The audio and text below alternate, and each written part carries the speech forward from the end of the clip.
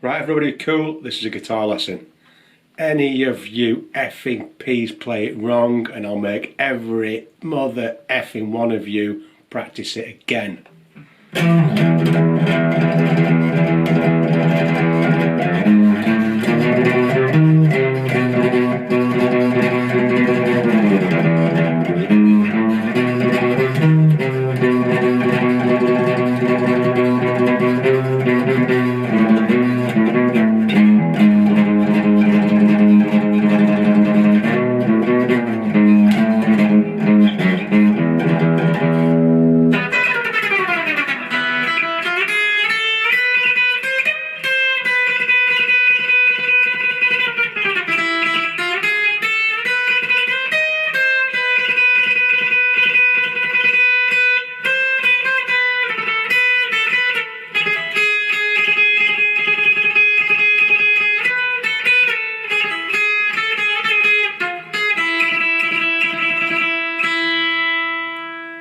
So we're going to have a look at a song called Misirlou by the great guitarist Dick Dale.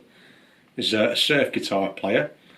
He was the sort of founder of surf guitar, but in my sort of circles, he's also known as the sort of the godfather of heavy metal because of that fast picking style that he does. Don't worry about that for now. I'm going to break it down. I'll put the tab that I'm using from Songsterr in the description. If you're not familiar with the title of the song, you might alternatively know it as the main theme from the film Pulp Fiction by Quentin Tarantino.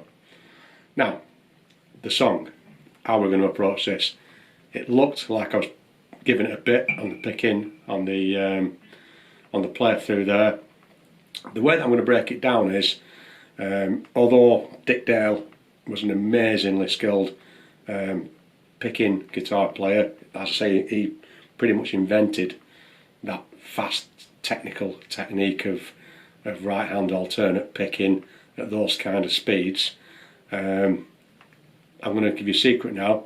I kind of bluffed it a little bit myself. I didn't play the exact notes that he played that I've listened to or seen from the transcript. What I did to approach it was just try and get the fretted notes correct, which I more or less did, and just bluff the right hand technique with a bit of, obviously I was using alternate picking, but I used a technique I spoke about before called tremelo picking, and that means rather than precisely playing every note as it's annotated to you, I was just sort of just going for it a bit and not worrying if the notes were exactly in the right place, just that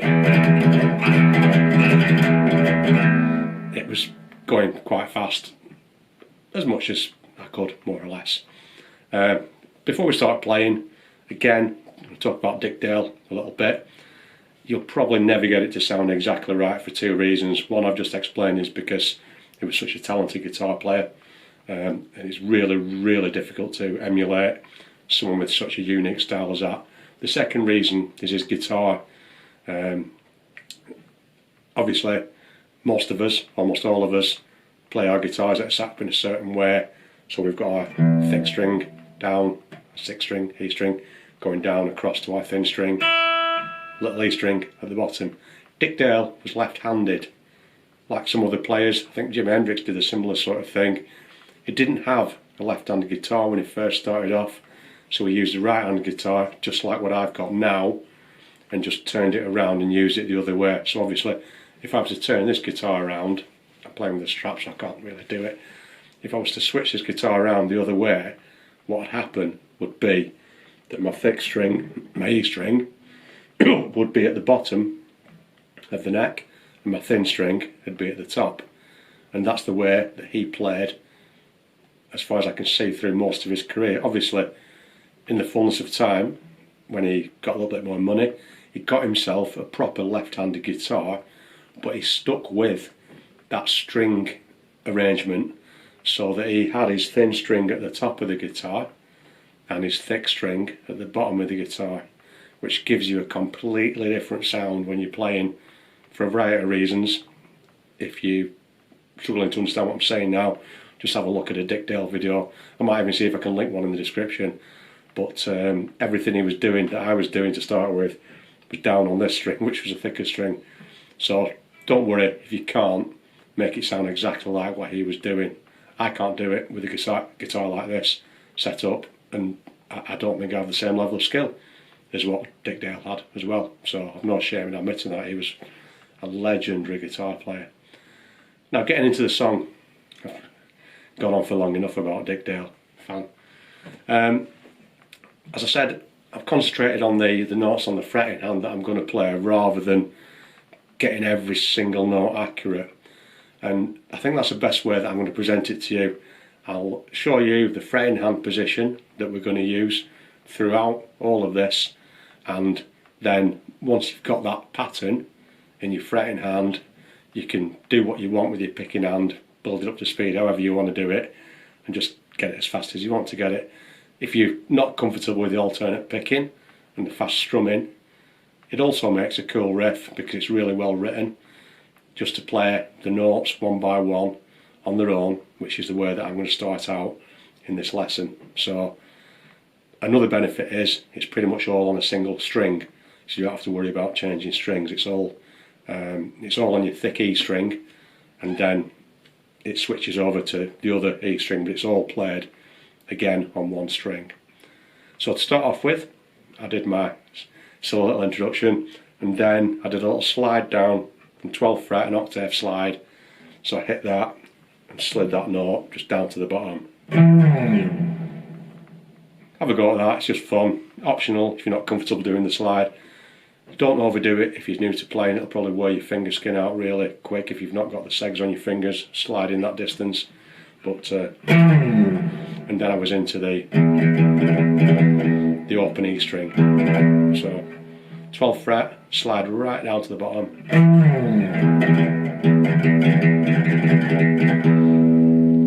So from now on, rather than doing a digga-digga-digga-dim, I'm just going to look at playing a note at a time, just so you can get the pattern. Again, check the tab that I've posted, but I'll run through it anyway if that's a help to you. So obviously we're starting on the E string because that's where we're doing our digga-digga-dig.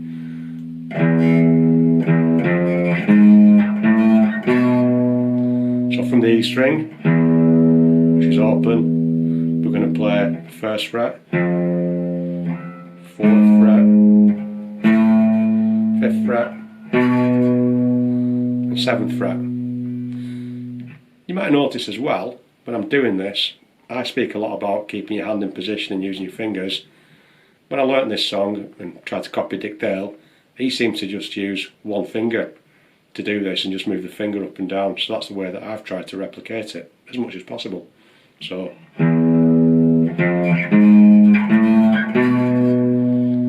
start off with, you're coming from your open E string, 1, 4, 5, 7. After that, we're just going to move up to the 8th fret, 8, 11, 8, 7. So we'll go from our open E string, 1, 4, 5, 7, 8, 11, 8, 7.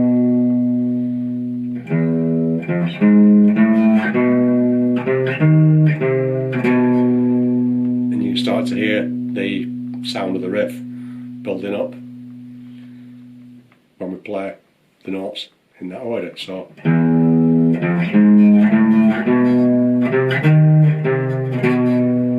that's the first part of it. After I've done that, it also shows it on the tab. It looks really complicated on the tab. There's a bit of a slide down from there, again down to the bottom. It shows all the notes, 7, 6, 5, 4, blah, blah, blah. But just slide your finger down from 7 down to... You can hear the... when you're picking as well. It looks on the paper more complicated than what it is in reality. So all you're going to do is just move your finger down. Whether you're hitting the one note or whether you're strumming it.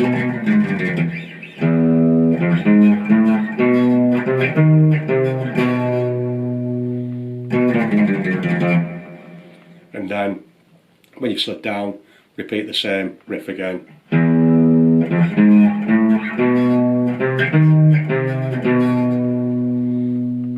second time round we're not going to slide down, we're going to just hold on that 7th fret for a little bit. So from the start,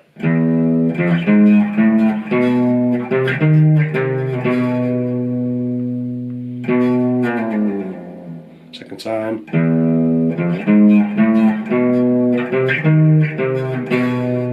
just hanging on that 7th fret for a little bit. Then we play the next part of the riff, and we're going to play, so 8, 7, 8, 7, 5, and then we're going to play 7, 5, 7, 5, 4. So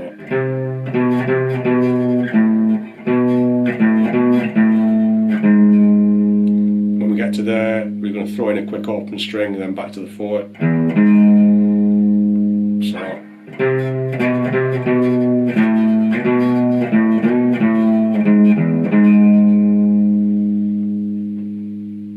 for us to play it with the strumming,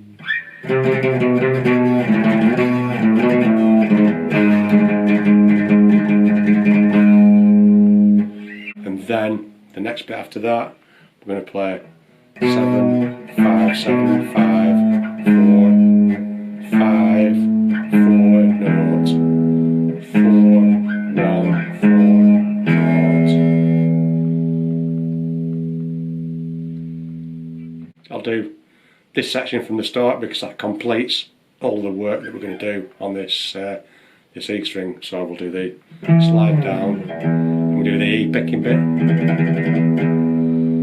for a couple of bars. When we're done with that, I'm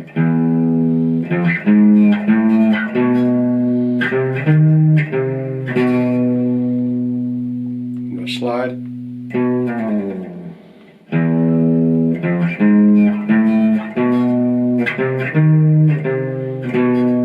Second time around we stay there, and then we go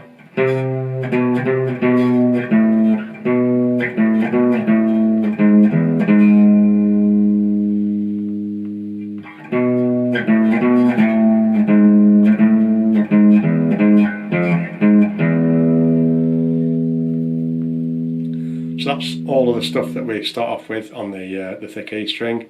After that I played just a little rundown, because we're going to swap to the thin E string then and do exactly the same again, but in between just a little rundown. I was playing my thin E string, my first string, and my B string, my second string, those 2 notes, and I just moved my finger down, sliding all the way down, whilst again just doing the tremolo picking, the fast picking.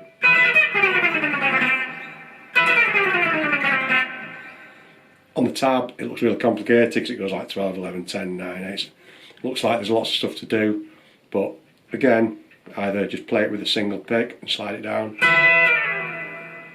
or if you're going to have a go at the tremolo picking, it doesn't really matter if you get 2 notes on each one or 1 note on each one, it just gives you that effect of going down. So after that we play the first thing that we played again, that fat E string riff. We do all of that on the thin E string. So we're going to go start with the thin E string because we've slid down.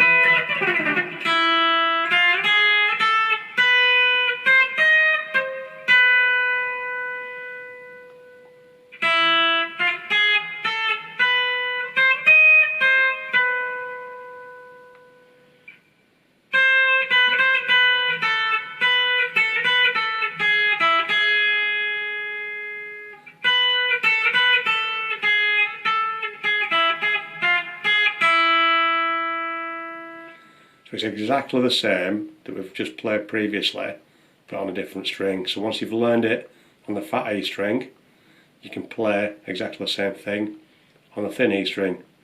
Just one thing to watch out for: if you're using very light or thin gauge strings and you're hitting quite heavy, there's a chance you might break a string, but that's a good opportunity to practice changing strings.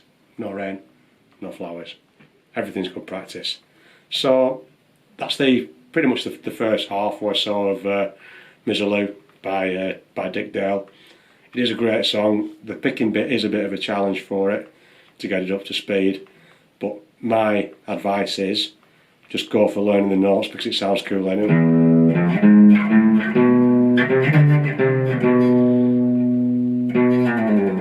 Even without the picking, you can recognise what it is and it sounds cool.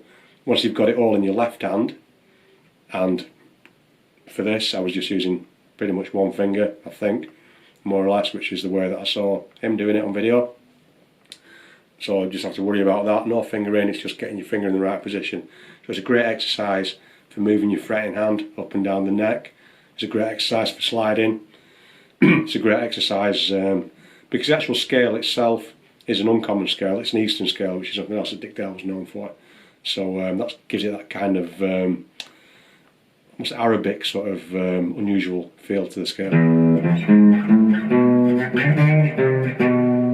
can almost imagine like a snake charmer or something like that playing it. But once you've got all that down and you're comfortable playing that, then your next challenge will be doing something different with your picking hand.